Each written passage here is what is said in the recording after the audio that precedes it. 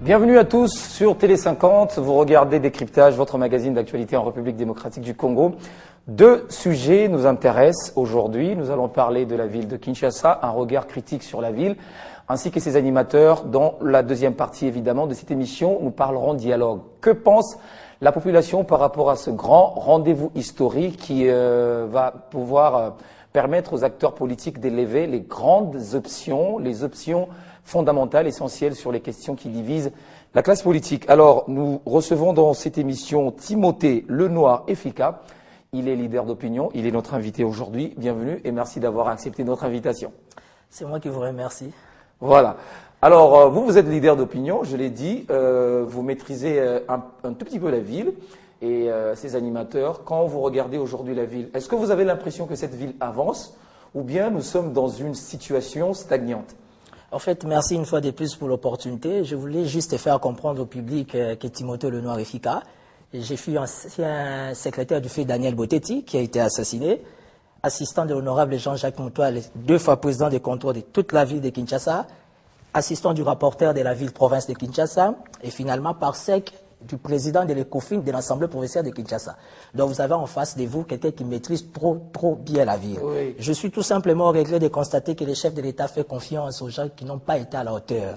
Ça veut dire, ça ne m'étonne pas tout ce qui se passe aujourd'hui à Kinshasa. Au niveau provincial ou bien au niveau national? Non, au niveau provincial jusque-là. Je suis très clair. Kinshasa. À Kinshasa, je suis au regret de constater que les ministères provinciaux, plutôt, l'exécutif provincial n'est pas à la hauteur, non seulement par rapport aux besoins du chef de l'État, mais moins encore par rapport aux besoins de la population. Aujourd'hui, parlons de la, l'arrêt Transkin. De l'arrêt Transkin à la New Transkin. C'est du blablabla.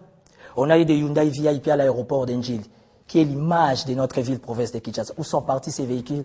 On a eu des Mercedes Pharaon, toujours dans les cadres des transports VIP. Où sont partis ces Mercedes? On avait des bus, soi-disant dans les cadres du 5 chantiers.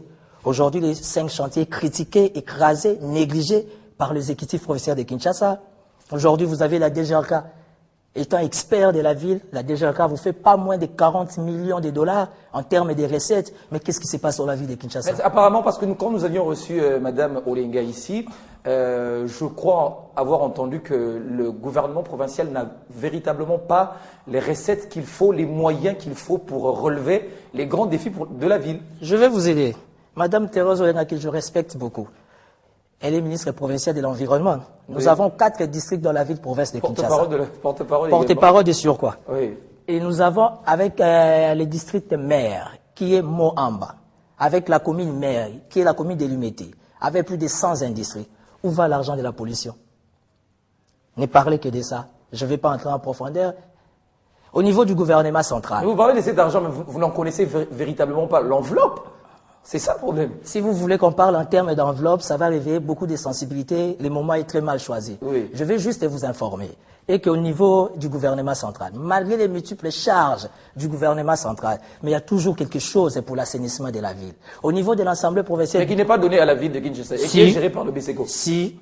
Mais pourquoi on va donner à la ville de Kinshasa? Ils ont commencé avec votre histoire des Poubelkin. Après Poubelkin, il y a eu coordination des salubrités. Coordination des salubrités, aujourd'hui, il y a RATPK. Ça veut dire Régie d'assainissement des travaux publics de Kinshasa. Mais je suis au regret de constater que Kinshasa est toujours sale. Alors pourquoi ne pas prendre ces budgets donnés au BSECO? Au moins, au sein du BSECO, on sent comme une certaine volonté d'accompagner la nation. Parlons-en. Qu'est-ce qui se passe? Au niveau, de l'Assemblée provinciale, à plus de 60% du budget de l'Assemblée provinciale va à l'assainissement. Vous avez nos partenaires les plus fidèles, la BAD, la Banque africaine du développement. Soyons sérieux.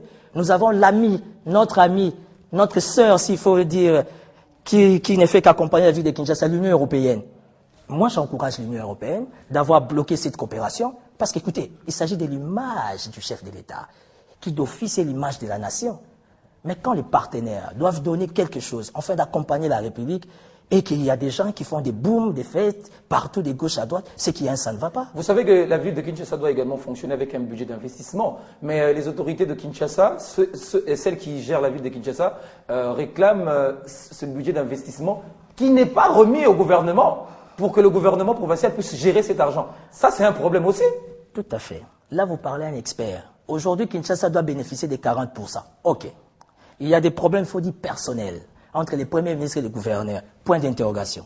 Mais qu'est-ce qui se passe par rapport à tout ce qu'il y a comme entrée au sein de la ville de Kinshasa? Aujourd'hui, il y a la Direction générale des recettes de Kinshasa. Ok, merci. Et ça produit de l'argent? Pourquoi pas? Mais autant d'argent? Vous savez qu'il n'y a pas une régie des dépenses. Là où il y a la recette, il doit y avoir des dépenses, non? À Kinshasa, il n'y a pas une régie des dépenses. Comment on dépense l'argent? Soyons sérieux. Vous parlez à un expert.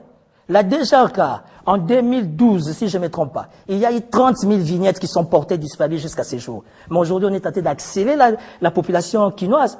Et il y a des pas de fait.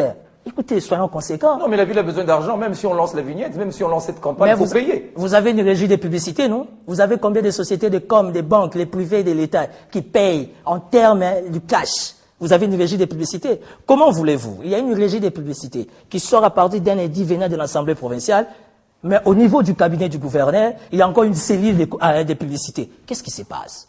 Au niveau du ministère provincial des Finances, il y a la DGRK créée par l'Assemblée provinciale, ce qui est normal, mais au sein du ministère provincial, il y a encore une cellule des recettes. Qu'est-ce qui se passe? Il ne faut pas vouloir quelque chose de son contraire. Il faut aider la nation. La ville est dans le chaos total et c'est maintenant qu'il faut relever la ville. Chaos total, mais apparemment, la population, pas apparemment, visiblement d'ailleurs, de toute évidence, la population quinoise encourage celui qui est à la tête le gouverneur Kimbuta. Il l'aime beaucoup. Non, mais tout ce qui passe à la télé sont des scénarios, sont des scénettes, des théâtres. La nation n'a pas besoin de ça. En ce moment, on a besoin du concret. Et qu'est-ce qu'il y a en termes du concret?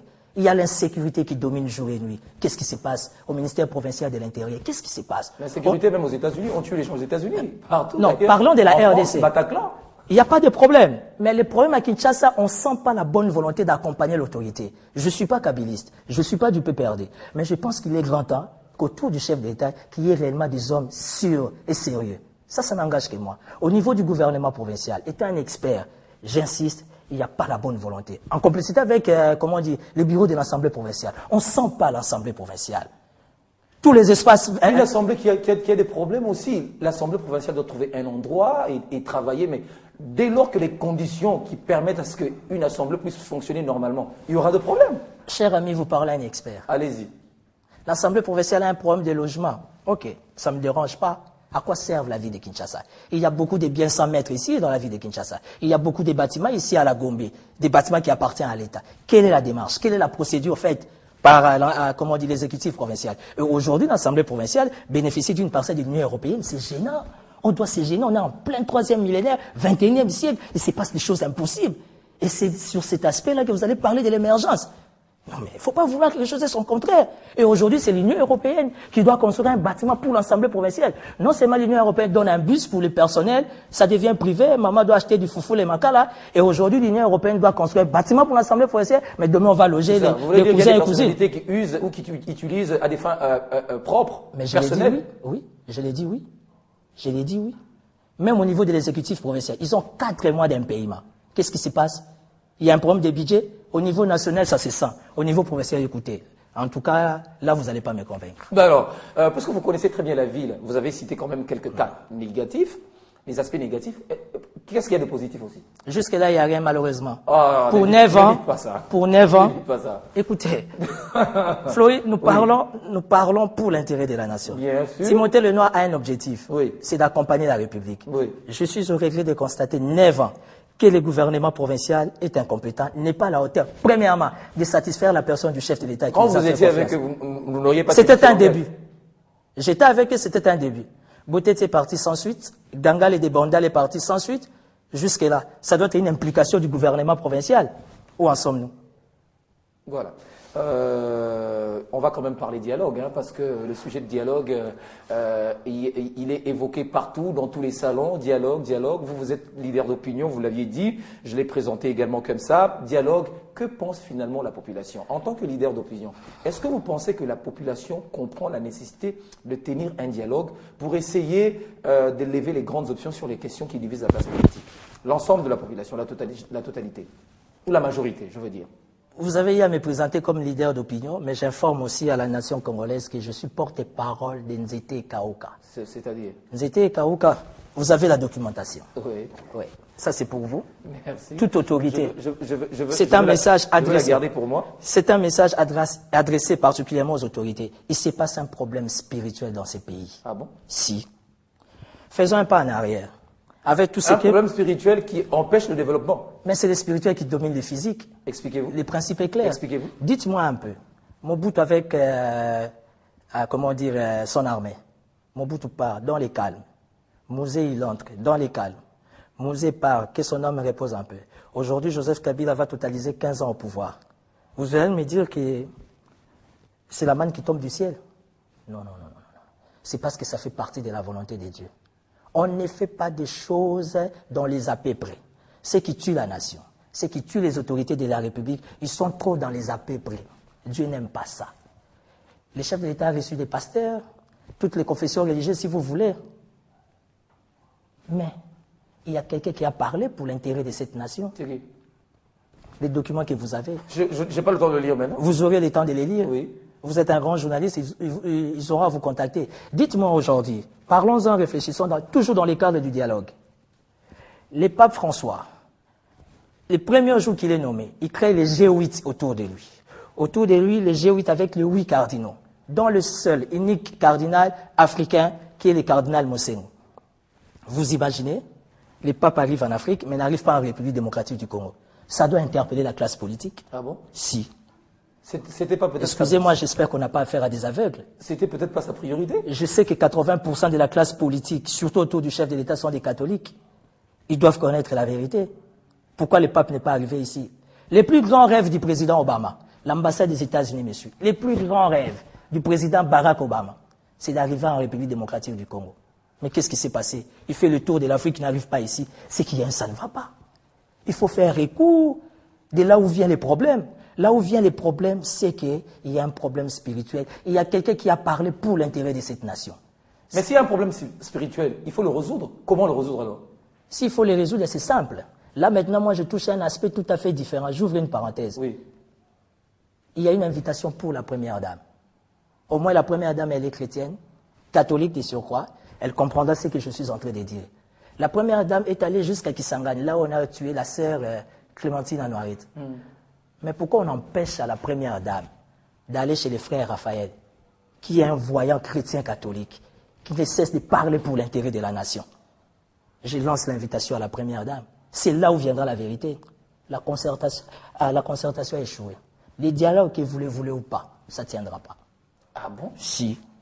Pourquoi? La population n'a pas besoin de ça. La population a besoin de quoi? La population a besoin de la quiétude. Mais la quiétude, le dialogue, c'est pour que les esprits ne soient pas surchauffés, pour que nous préservions la paix. Les esprits quinois seront toujours surchauffés, parce qu'il y a toujours des insatisfaits. Dites-moi dans ces pays qui est opposant. Cite-moi un nom. Qui est opposant? Étienne Tshisekedi, Vidal Kamere sont Non, des mais opposants. s'il y avait réellement des opposants, la population allait être calme. On n'allait pas arriver à tous ces blablabla, concertation, dialogue, pas du tout. Vous avez le cardinal Mosengo. Il sait de quoi je parle. Le cardinal Mosengo connaît bien les frères Raphaël Mingakwete. Le cardinal sait. Qui est-il alors? Qui est-il? Oui. C'est la personne qui invite la première dame. La première dame étant chrétienne, elle comprendra les messages pour l'intérêt de la nation. Parce qu'autour du chef, il y a tellement trop de vaudous qui ne sait pas arriver jusqu'à la destination. Alors, aujourd'hui, si la première dame allait rencontrer la personne dont vous citez, alors quelle sera l'issue du problème?